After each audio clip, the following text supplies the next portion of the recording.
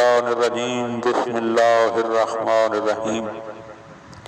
مولا کائنات حضرت امیر المومنین علی بن ابی طالب علیہ السلام کے مجموعہ کلام نہج البلاغہ کے تیسرے باب کا 386 نمبر فرمان۔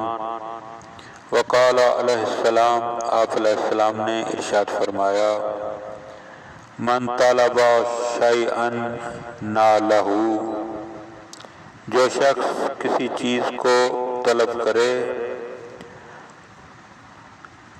اوبازہ، وہ اسے پا لیتا ہے یا اس کا کچھ حصہ پا لیتا ہے۔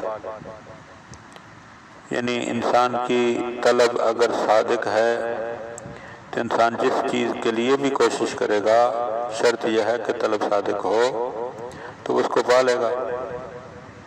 اب اگر انسان دنیا کو سچے دل سے طلب کرے تو اللہ اسے دنیا عطا کر دیتا ہے، اگر آخرت کو سچے دل سے طلب کرے تو یقیناً انسان کو آخرت مل جائے گی یا اس کا کچھ حصہ لازماً مل جائے گا۔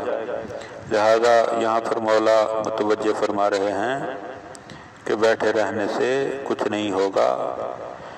من جدہ وجدہ، جس نے بھی کوشش کی اس نے پا لیا۔ اب یہ الگ بات ہے کہ انسان کس چیز کے لیے کوشش کر رہا ہے، کس چیز کے لیے محنت کر رہا ہے۔ جس چیز کے لیے بھی انسان محنت کرے گا، دوڑ دھوپ کرے گا، تو اللہ کے فضل و کرم سے وہ اسے پا لے گا۔